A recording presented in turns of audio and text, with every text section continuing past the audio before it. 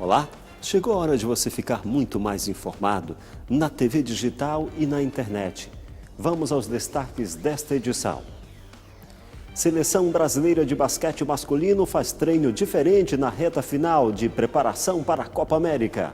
Governo garante que até o fim de agosto, contas do FGTS serão reajustadas. 7 em cada 10 brasileiros estão com as contas no vermelho ou com orçamento apertado. Idosos devem representar 1/3 da população nas próximas décadas. E você vai ver também. Você sabe o que é Prêmio Inovare?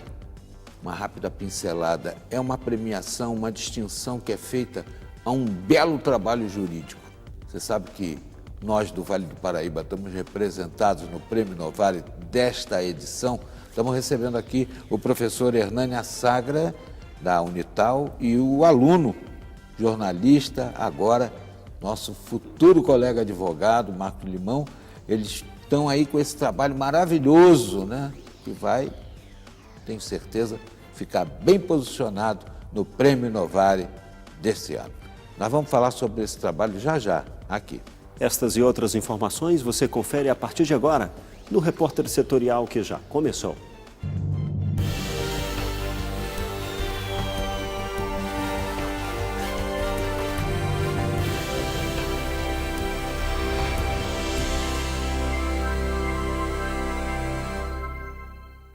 Seja bem-vindo, este é o Repórter Setorial, na TV digital e na web. A seleção de basquete masculina está na reta final dos treinamentos aqui em Pindamonhangaba. A maior parte da equipe está com jogadores novos. A seleção brasileira de basquete vive um momento de renovação. A maior parte da equipe são de jogadores novos, mas que não deixam a desejar para os veteranos. Porém, tem jogador experiente e bem conhecido aqui no Vale do Paraíba. Lembra dele? O Fúvio. Ele jogou no time de São José dos Campos por 5 temporadas, conduziu a equipe no vice-campeonato brasileiro em 2012 e foi eleito o melhor amador do novo basquete brasileiro por 3 vezes. Alguns atletas do ciclo olímpico anterior, a gente entende que ainda tem muita bola para jogar. Esses atletas não estão hoje no primeiro momento, né? A gente aproveitou essa primeira etapa da Copa América para estar vendo realmente jogadores mais jovens, né? Para estar dando essa cancha internacional para eles, né? Outros serão agregados ao longo das fases da Copa América, né? Então, o nosso objetivo pontual hoje é a Copa América, é classificar para o Mundial, né? E na sequência, obviamente, ir para o Mundial e tentar uma medalha que eu acho que a gente tem todas as condições para isso. O time deve partir para a Colômbia no dia 25 para a disputa da Copa América 2017. Mas antes de ir embora da cidade, a equipe fará 2 amistosos contra os Camarões. A seleção do continente africano participa de um intercâmbio no Brasil e permanece na cidade até o dia 3 de setembro, realizando outros jogos. São 2 jogos, né? Um no dia 15, na terça-feira, às 21 horas, e na quarta-feira, às 18 horas, aqui no ginásio João do Pulo. E são 2 jogos preparatórios, né? Que vão servir para a gente preparar a equipe, servir como forma de entrosamento, enfim, até uma definição aí do elenco que vai para a Copa América, né? Então, depois desses 2 jogos, a gente vai ter uma definição também dos 12 jogadores que viajam, né? A gente está aí com o elenco hoje de 19 jogadores, né? Então tem 7 cortes aí para a gente fazer depois desses amistosos que vão servir para isso também. A seleção, que está sendo comandada pelo técnico César Guidetti, entrou na reta final nesta semana de preparação. Mas o treino dessa segunda-feira foi um pouco diferente. Os grandalhões da seleção brasileira tiveram que suar a camisa para enfrentar as crianças da cidade. Além de mostrar um pouco dessa rotina de treinamentos, os meninos do basquete brasileiro contaram para as crianças de uma entidade assistencial do município sobre suas trajetórias e a importância do esporte na vida de uma pessoa. Para o Jaime, que também já foi jogador aqui da região e foi convocado pela 3ª vez pela seleção, o esporte é uma ferramenta que molda esses pequenos em grandes cidadãos. Tem regras e você tem que obedecer aquelas regras, senão você vai perder a posse de bola, vou falar no basquete, ou você vai andar com a bola na mão, isso você não pode fazer, como você tem as leis fora da quadra. Então, eu acho que isso é uma ferramenta de ensinar muita disciplina para todas as crianças. Segundo o gerente do departamento técnico da seleção, o Renato, essa foi uma maneira de retribuir tudo que a equipe tem conquistado. A gente entende que a gente precisa dar alguma coisa em troca por tudo aquilo que a gente tem. A gente se sente privilegiado por estar aqui hoje representando um país, uma nação. Então a gente quer realmente dar alguma coisa em troca e estar junto com as crianças que a gente teve hoje no orfanato. Enfim, qualquer tipo de ação social a gente vai procurar fazer, né? Tá sempre fazendo onde quer que a gente esteja, porque a gente entende que isso é fundamental, não só para as crianças, no caso de hoje, mas para nós também, para os atletas também. Muitos deles ontem eram essas crianças que estavam com a gente hoje. Então, isso para nós é fundamental e a gente não vai abrir mão, não. Mesmo com a inflação e juros em trajetória de queda, 7 em cada 10 brasileiros estão com as contas no vermelho ou, pelo menos, com o orçamento bem apertado. Apesar de a equipe econômica de Michel Temer comemorar as melhoras na economia, no bolso do brasileiro a situação não vai nada bem. Uma pesquisa do SPC Brasil e da Confederação Nacional de Dirigentes Lojistas afirmou que aumentou o número de pessoas que estão com dívidas atrasadas. No ano passado eram 58.900.000 pessoas inadimplentes e agora são 59.400.000, um crescimento de 0,84%. E toda essa gente negativada representa 39,3% da população brasileira entre 18 e 95 anos, o que, no entendimento do SPC Brasil e da CNDL, reflete as dificuldades de cumprir os compromissos financeiros em meio à alta do desemprego. A pesquisa aponta ainda que 7 em cada 10 brasileiros estão no vermelho ou no limite do orçamento. A proporção de consumidores em aperto mostra bem o impacto da crise sobre as finanças pessoais, embora o estado da economia não seja o único fator que influencie, já que muitas pessoas não controlam as próprias finanças. A Confederação ainda ressalta que a inadimplência só não cresceu mais porque o cenário até agora restringia o crédito, com juros altos, o que acabou desestimulando o consumo. A preocupação agora é porque os juros básicos da economia têm seguido uma trajetória de queda, justamente para incentivar as pessoas a comprarem. Só que, enquanto isso, o desemprego, que caiu um pouco no último levantamento do IBGE, continua em taxas bem elevadas, atingindo quase 14 milhões de brasileiros. Se as pessoas começarem a comprar, mesmo sem dinheiro, e a inadimplência aumentar, os próprios bancos podem subir os juros por causa do risco de calote. E aí, a bola de neve de dívidas do consumidor fica maior ainda.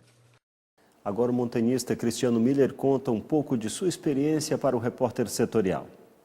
Cristiano Miller, gaúcho, 38 anos, executivo de uma multinacional na região do Vale, está prestes a ver a sua aventura contada em livre documentário. Durante os últimos 4 anos, ele dividiu seu tempo entre escaladas e trabalho, até que decidiu tirar um ano sabático para desenvolver o projeto No Topo do Mundo. Como que surgiu a sua vontade de viver essa experiência? Bom, na verdade eu sempre gostei muito de esportes, né, e atividades outdoor, em contato com a natureza, mas na verdade nunca tinha pensado no montanhismo como algo mais sério na minha vida, né? E aí em 2012 eu descobri um brasileiro, o Manuel Morgado, que na verdade também foi o primeiro gaúcho a chegar ao cume do Everest, em 2010, e eu tomei conhecimento que além de escalar montanhas, ele também guiava, e na verdade ainda guia, grupos de brasileiros para escalar algumas das montanhas mais altas do mundo, né? Após o contato com seu conterrâneo, Cristiano passou a ler livros e assistir documentários sobre montanhismo. E depois de conversar com o Manuel, decidi escalar o Elbrus, que é a montanha mais alta da Rússia, e de toda a Europa, na verdade, em 2012. E aí depois de ter tido sucesso no Elbrus, uma expedição extremamente complicada, onde muito poucos integrantes do grupo conseguiram chegar ao cume. Depois de ter tido sucesso, então, no Elbrus, foi quando eu decidi continuar com o montanhismo, e aí fui me interessando cada vez mais em escalar montanhas até culminar com a escalada do Everest. Adepto do treino funcional, o montanhista se preparou intensamente para essa expedição. Eu sempre fui muito autodidata nessa questão de preparar os meus treinos, né? Eu até talvez não recomende isso a maior parte das pessoas, acho que ter a ajuda de um profissional é sempre muito importante, mas no meu caso eu sempre pesquisei muito, montei os meus próprios planos de treinamento e, bom, acabou dando certo, né? O Everest também é conhecido como a Montanha da Morte. Estatísticas revelam uma média alarmante, um óbito para cada 15 pessoas que chegam ao topo. Até hoje, em torno de 4.600 pessoas já chegaram ao topo do Everest, das quais 16 são brasileiros. Eu sou exatamente o último, né, o 16º a ter conseguido esse feito. E em torno de 260 pessoas já morreram tentando escalar o Everest, inclusive um brasileiro, o Vitor Negretti, que faleceu em 2006 tentando escalar pela face norte. Até onde você iria para conseguir um boné? Cristiano foi bem longe. É o que ele nos conta agora. Sim, na verdade esse boné tem uma história especial para mim. Eu tive que chegar até o topo do Everest, né, a montanha mais alta do mundo, para ter direito a usar esse boné. Na verdade, tudo se deve ao fato de que eu estava escalando do acampamento 3 para o acampamento 4, quando eu sofri uma queda, né, de aproximadamente 60 metros, uma queda muito grave. E na verdade foi um milagre eu ter sobrevivido a essa queda. E depois, quando eu cheguei no acampamento 4, já em condições bastante frágeis, realmente me questionando se eu teria forças suficientes para conseguir escalar ainda mais e chegar ao topo do Everest, foi quando eu conversei com o líder da expedição, que estava no acampamento base, e ele me lembrou de uma aposta, de um trato que nós havíamos feito, ainda quando eu estava no acampamento base, que foi justamente relacionado a esse boné. Então, quando eu estava realmente no acampamento 4, naquelas condições de não ter certeza se eu conseguiria ainda chegar ao topo, ele me lembrou, o líder da expedição, o Greg, que eu tinha um trato com ele. Ele disse: Cristiano, tem um boné aqui esperando por ti e eu realmente não quero entregá-lo a nenhuma outra pessoa, né? E aquilo me deu uma motivação muito grande. E realmente, quando eu cheguei no topo do Everest, a primeira coisa que eu fiz foi pegar o rádio, chamar o acampamento base e dizer: pessoal, aqui é o Cristiano, falando diretamente do topo do mundo, podem separar esse boné aí que eu estou descendo para buscá-lo, né? E foi um momento de grande emoção de todos, né, de grande celebração. Pude ouvir os gritos de comemoração do pessoal através do rádio, e por isso que esse boné tem um significado especial para mim. Muitas pessoas dizem que chegar ao cume não é o mais importante, que o importante mesmo é o percurso. Mas para Cristiano, chegar ao topo foi fundamental. Existem coisas na vida que não estão sob o nosso controle, e quando às vezes não der certo alguma experiência, o melhor que a gente faz é aprender dessas experiências para justamente tentar fazer melhor, tentar ter sucesso nos projetos futuros. E todas essas experiências que eu tive, que eu não consegui chegar ao topo, né, nas montanhas que eu escalei antes do Everest, eu usei aquilo como aprendizado para conquistar o meu objetivo principal, que era justamente chegar ao topo da montanha mais alta do mundo, né? Então essa questão também da gente aprender com os nossos erros, a gente amadurecer com eles para sempre evoluir, acho que talvez tenha sido o maior aprendizado durante esse ano. Vamos ao comentário especial desta edição.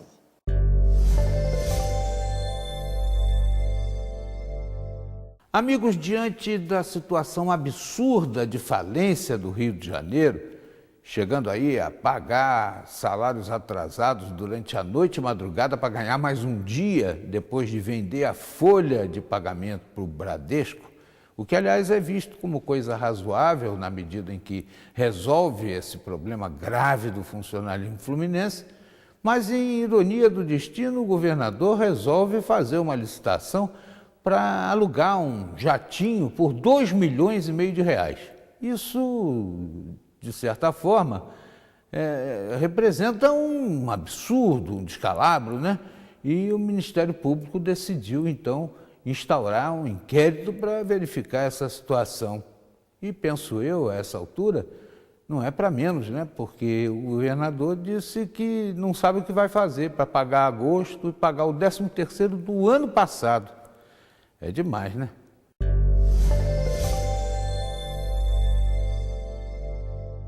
A seguir, idosos devem representar 1/3 da população nas próximas décadas. E os detalhes você confere no próximo bloco.